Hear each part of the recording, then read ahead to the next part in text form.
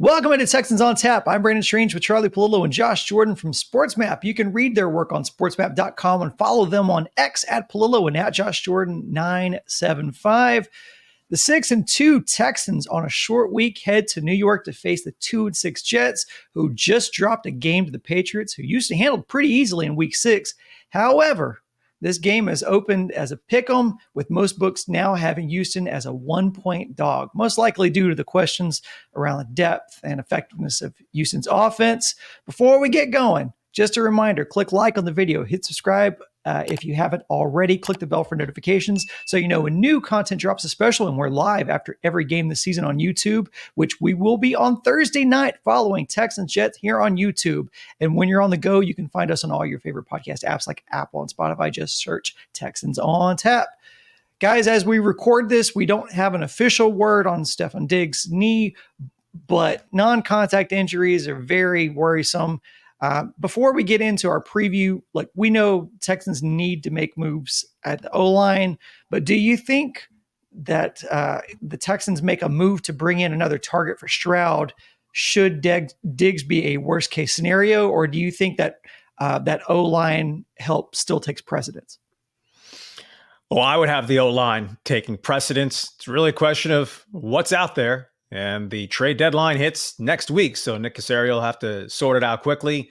I mean, to me, the flashing sign in bold and gigantic font suitable of the New York tabloids is get a left guard, get a left guard. Nico Collins is at least on the path to return sooner than later. If it turns out Diggs is done, it's a big blow. But the net is you're getting more back, I think, in Nico Collins returning a game away than you would be losing in Diggs, though he had been outstanding as a possession receiver through the 8 games. We've already seen movement on the wide receiver market. If the Cowboys are to admit that, well, they probably won't be blowing a playoff game this year, it's not like they're going to say, hey, who wants CeeDee Lamb? And the Texans are going to say, we'll trade for a wide receiver who makes $35 million per year. So I'm sure they'll look, but with a little more use of the tight ends and cobbling it together around Nico Collins, and with Mechie contributing a little Sunday and Hutchinson contributing a little Sunday and Robert Woods contributing a little bit Sunday, that sorest of sore spots in the offensive line has to be priority A, no? Yeah. The one good thing, though, is, with Jarrett Patterson, it's unfortunate he had that concussion, but hopefully that's something where he could be back in a week or two. And that's assuming that they would continue rolling with him. But when he went in there, they had a very successful drive and got that touchdown. So at least he's in-house. Maybe they view him as a good option. And, you never know with concussions, but typically, you're back within a couple of weeks, at most. So I think maybe they have that locked down. The problem is if you're looking for receivers, so many of them, they've been traded already. DeAndre Hopkins, Amari Cooper, a bunch of them have already moved. So the one guy that might interest me a little bit is Deontay Johnson, who plays on the Panthers. He used to be on the Steelers. His name's been everywhere, but a deal just hasn't been done quite yet. Now, he missed this week with the rib injury, but I don't think that should be anything that's going to linger too long. So he'd be a guy I'm looking at because we know the Panthers, they're not doing anything this year. They're terrible. He's a free agent next year, so it wouldn't cost you a ton. But we know how NFL teams are. A lot of these systems they're complicated, and bringing a guy in this late in the game and teaching him everything and getting him on the same page and with the audibles, that's a lot to learn in a short amount of time. That's why, you don't see trades in the NFL as much as MLB or something like that. But we're seeing it more and more. There were a lot of wide receivers traded already so far. So maybe the league is evolving in that aspect a little bit. Charlie, the O and the Texans O-line might as well stand for Ole through the first 8 weeks of the season. And now CJ Stroud looks like he'll be down his top 2 targets through the air, with Collins still on the sideline with the hamstring, and Diggs as we await word of what's going on with the knee. We know Stroud is a Houdini in and out of the pocket. Do you think he has enough magic in his repertoire to overcome the Jets defense in New York? The Jets defense is better than the Texans offense. If the Jets defense is going to compete, they promote their coordinator after Robert Saleh gets fired, and the defense has gone south. They still rank favorably within the league, but the last 3 games since the coaching change, I think they've given up 83 points, 25 to the Patriots, but there's personnel there. Quinnen Williams is an absolute Pro Bowl defensive lineman, if not the best corner tandem in the NFL in Sauce Gardner and DJ Reed. It's close. Certainly Sauce is elite, first corner ever to be first team All-Pro each of his first 2 seasons in the NFL. I don't see how the Texans wide receivers do very much in this game unless the Jets are absolutely checked out. And if I'm the Jets, I'm saying Joe Mixon's not running all over us. We're going to load the box. He's not going for 100 yards. And if Hutchinson and Mechie and Woods can beat us, well, shame on us. I think the Texans need to grind out a low-scoring game. Remember, it's the Jets who knocked C.J. Stroud into next week, actually the week following, when the Texans' offense got trampled at MetLife Stadium last season. Yeah, it was Quinnen Williams beating Juice Scruggs and that concussion happening there to CJ Stroud. And we looked just this week against the Patriots. Drake May, their rookie quarterback, concussion, got knocked out against the Jets.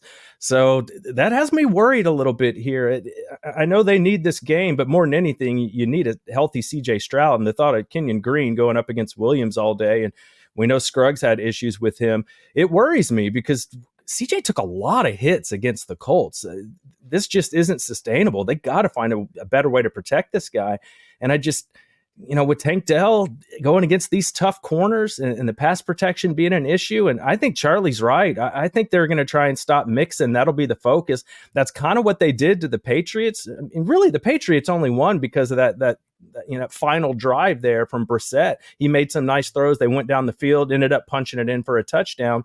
But if we look at how the Patriots ran the ball against the Jets, not very well. Ramondre Stevenson had 20 carries for 48 yards. The only thing that really saved him was his 2 touchdowns that he got. But longest rush of the day for him was 7 yards.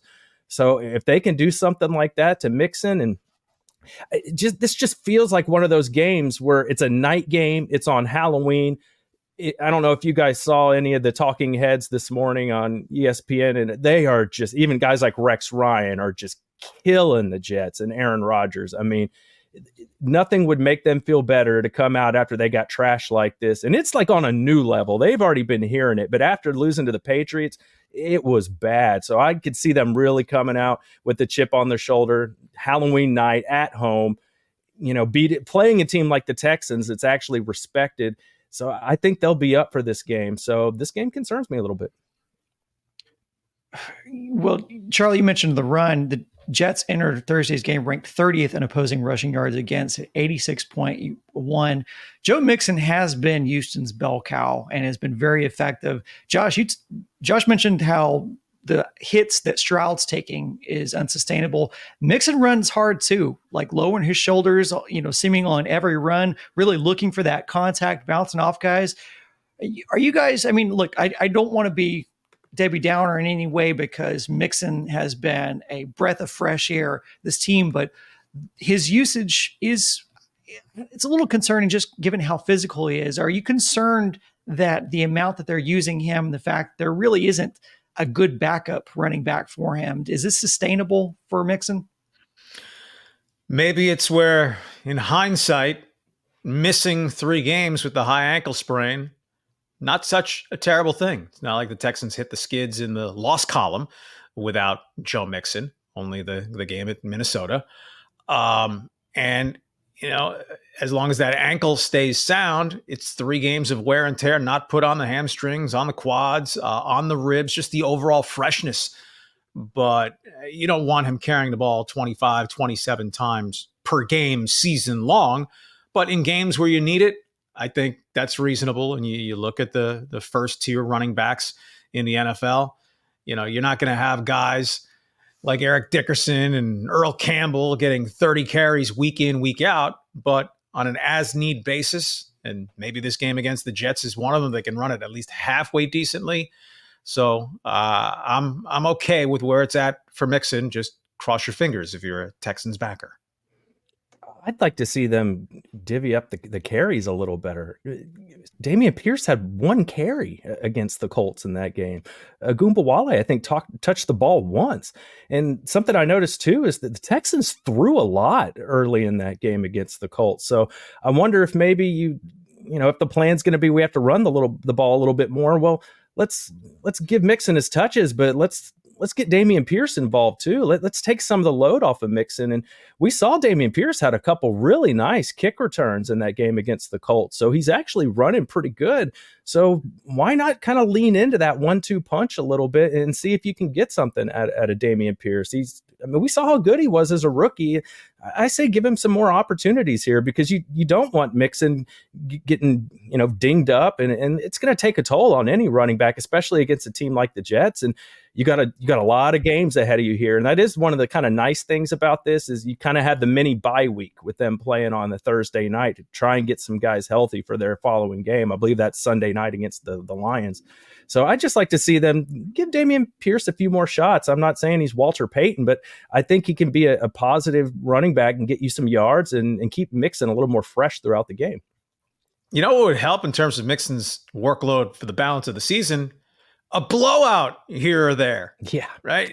You trust Mixon because obviously he's by far their best back, and he never puts it on the ground, right? The play Sunday, it was fumble credited to Stroud for the bad pitch.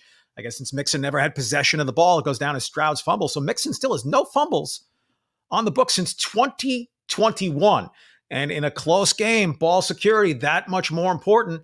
So obviously on the plus side would be in the much better interest and more fun for the Texans if they can whip up on a bad team here or there, or even if they're going to lose a game here or there, Detroit or Baltimore late in the year. If you're out of the game, well, then Mixon needs to be out of the game. But the Texans are in so many one-score games, it's tough to say we're not going to use our best and take care of the ball guy running back. On the other side of the ball, Houston's defense comes off a solid performance against Indy, combined with the fact that the Jets' offense has averaged less than 19 points a game this season. How do you guys like Houston's ability to contain Aaron Rodgers in that Jets' offense? I like it a lot. Danielle Hunter's coming off a phenomenal game. Will Anderson's now adding the sacks on a weekly basis to go with what had been fine play early in the season. He just wasn't ringing the sack meter with the gaudy numbers. Big edge for the Texans there. Devontae Adams has 7 catches for 84 yards in his 2 games since coming over from the Raiders. The Jets, well, they have a whole bunch of problems, but one of them is Aaron Rodgers. I mean, Pat McAfee can cozy up to him every week. I don't know if Pat McAfee asked him, Aaron, do you confront the fact you're not that good anymore, pal? You're 40 years old. You lost the season to the Achilles, but the second half of his final season with the Packers, Aaron Rodgers wasn't all that great. He had been the MVP the 2 preceding seasons, but when Father Time gets you, he gets you. And Aaron Rodgers has thrown 7 picks in 8 games. Aaron Rodgers, a top 10 quarterback in the history of the league, the most turnover-proof quarterback, I think, in the history of the league. He had 8 different seasons with the Packers in which he played at least 15 games where he didn't throw more than 7 interceptions. He's at 7 through 8 games. And it's not just, miscommunication with receivers. I haven't built up my rapport yet. The guy ran the wrong route. I had to get rid of the ball in a hurry. No, Aaron Rodgers is one of the Jets' problems. He avoided a pick against New England. The 3 preceding games, he threw 6 of them. He's not Dan Marino, statue-like in the pocket, but 40 years old, post-Achilles. Aaron Rodgers can't move the way that he used to. He can't throw on the move the way that he used to. And the Jets are unlikely to put many offensive points up against the Texans unless the Texans throw in that one, 65-yard touchdown pass, short field because you turn the ball over in your own end.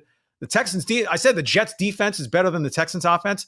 The Texans defense is way better than the Jets offense.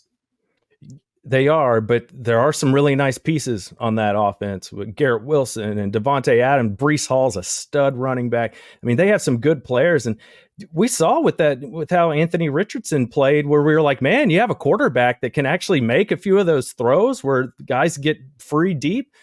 and it could have been a whole different ball game. I don't know if Aaron is that guy at this point. He's also been dealing with a lower ankle sprain, been dealing with a hamstring injury. So is he not moving around as well because he's dinged up, or because he's old, or because both? Who knows?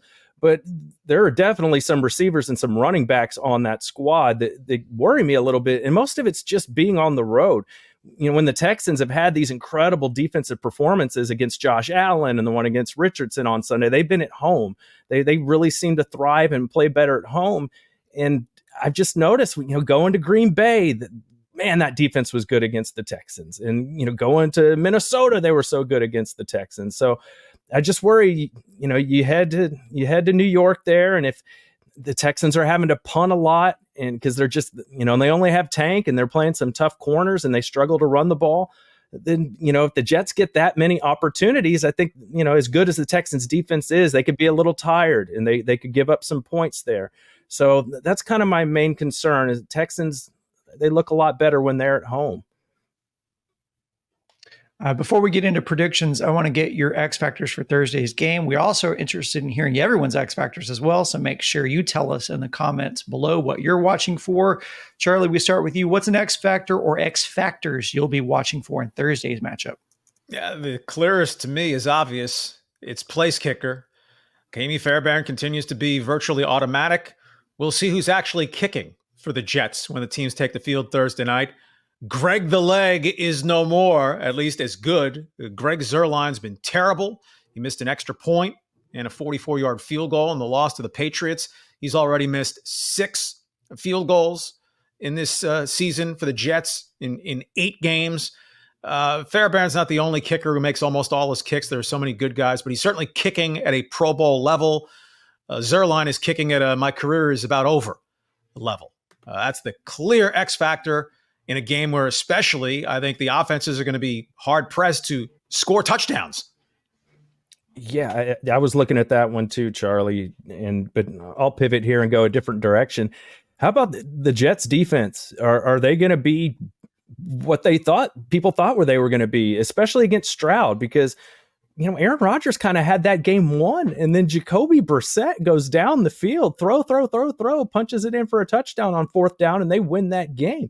That's Jacoby Brissett doing that on the Jets defense with the game on the line. They weren't able to stop him, and that's why they lost. So can CJ Stroud at least give us that level of productivity? Because you look at the Pats receivers, there's nobody you're that excited about.